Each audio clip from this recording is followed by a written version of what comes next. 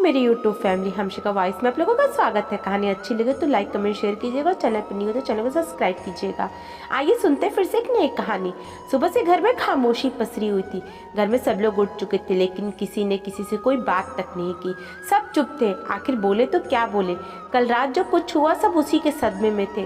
रोज सुबह सुबह तानों के बगैर जिसकी शुरुआत नहीं होती, वो सासू माँ रजनी जी आज खामोशी से अपनी पूजा पाठ कर रही थी।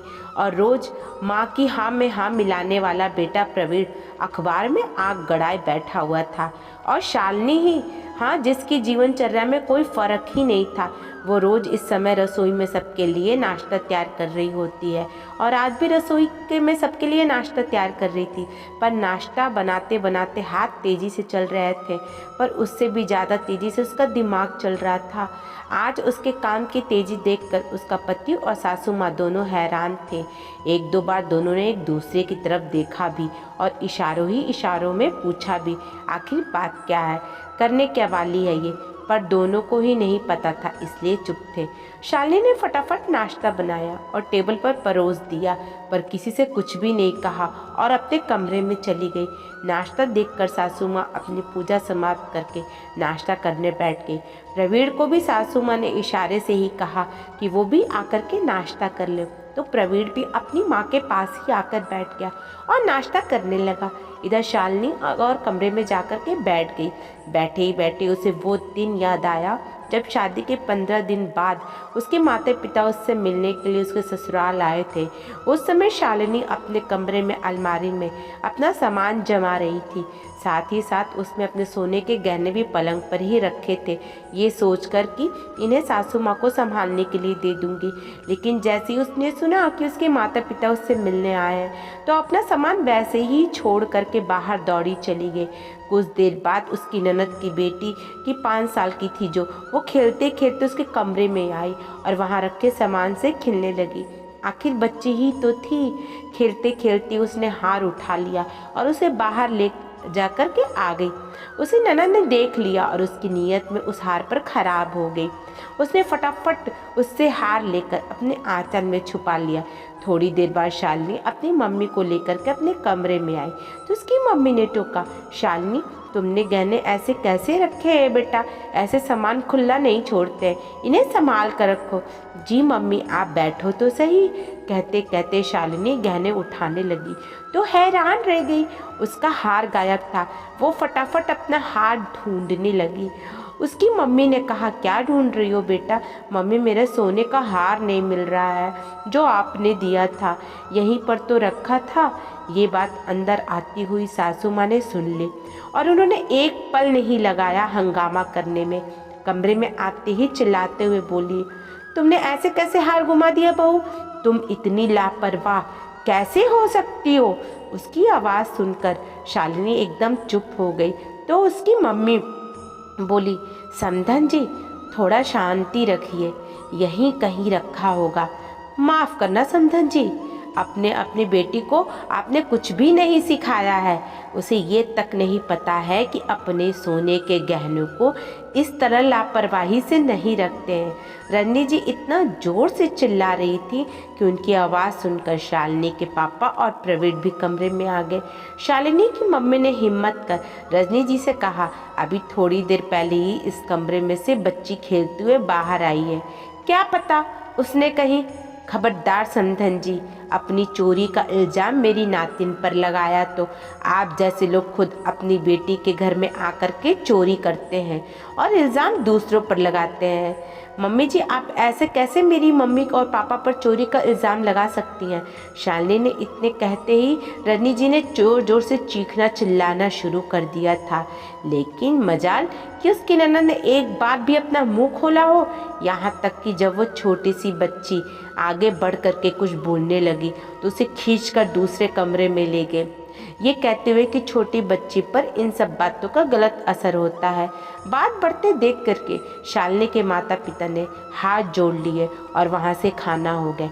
जब शालिनी उनके साथ जाने को हुई तो उन्होंने लोगों ने उसे समझाकर अपनी कसम दे करके वहीं रोक दिया।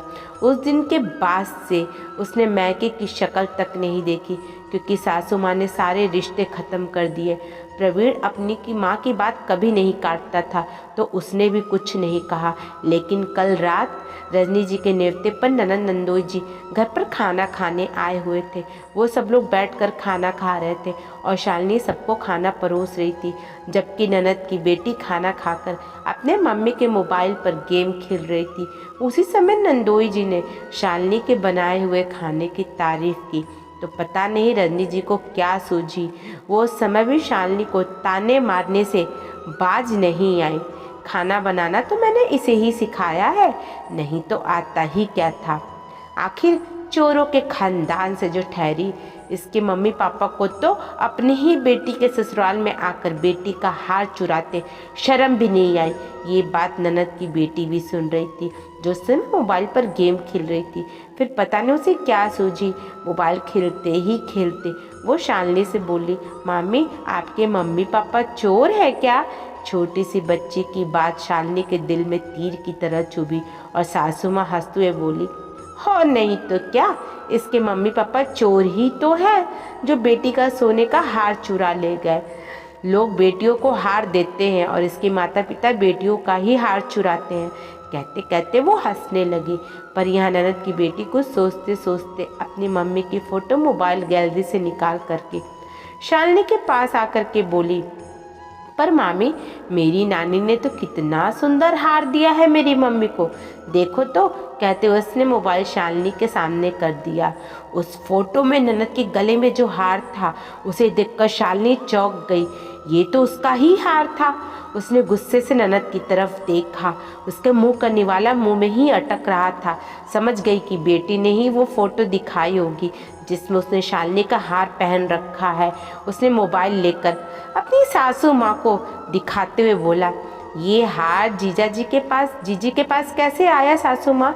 ये तो मेरा हार है। उस हार को देखकर सासू माँ की भी सिट्टे पिट्टे गुम हो गई। सच में वो शालिनी का ही हार था।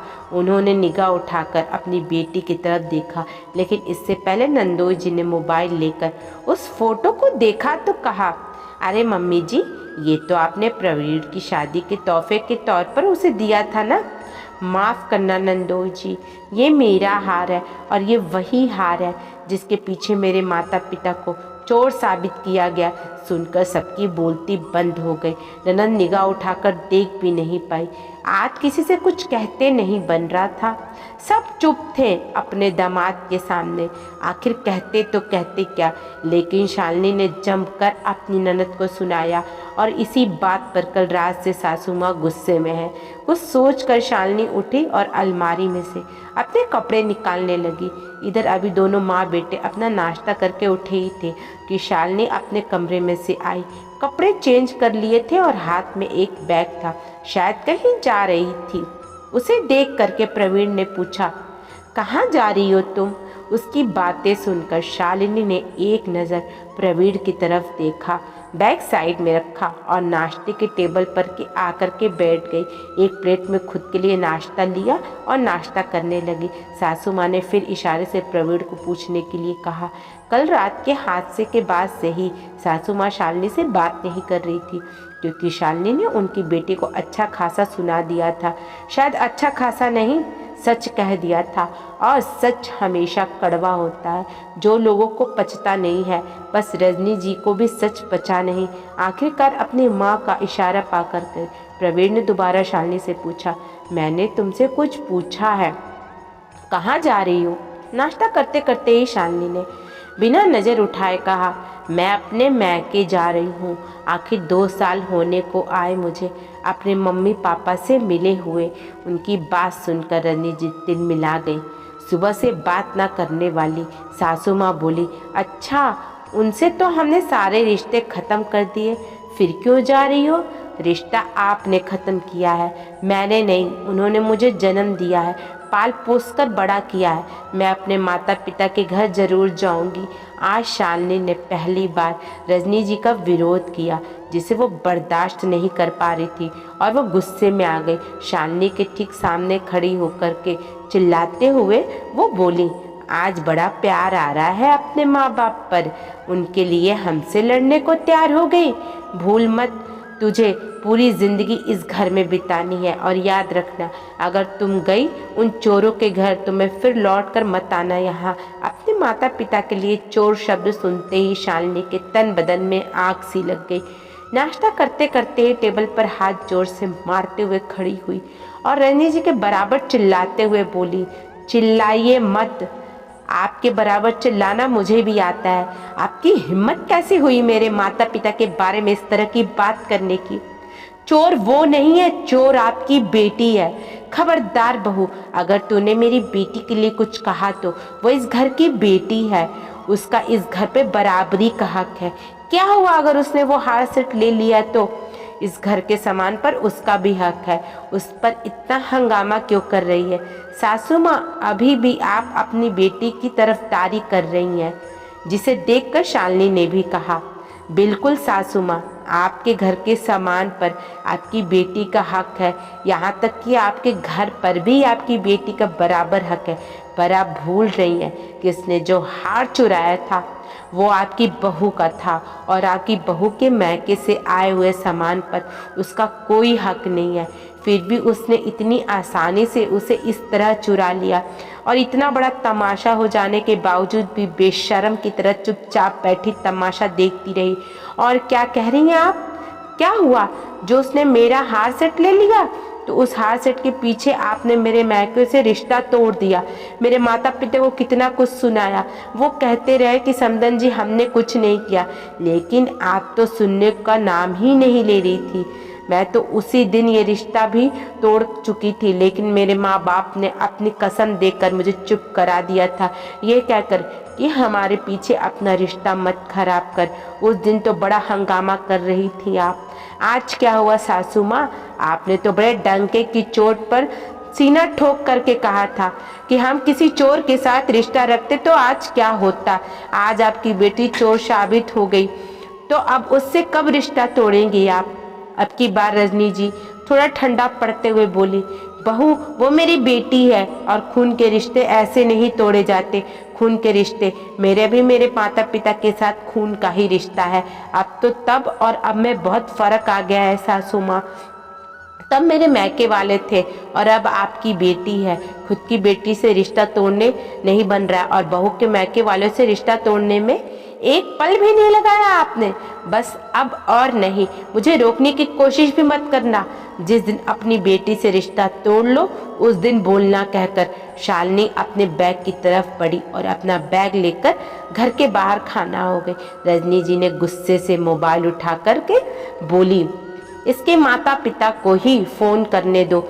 जब 2-4 बार खरी खोटी सुनने गए तो अपने आप ही अपनी बेटी को अपने घर आने से रोक देंगे। कहती कहती उन्होंने प्रवीण की तरफ देखा तो प्रवीण ने भी हाथ जोड़ लिए।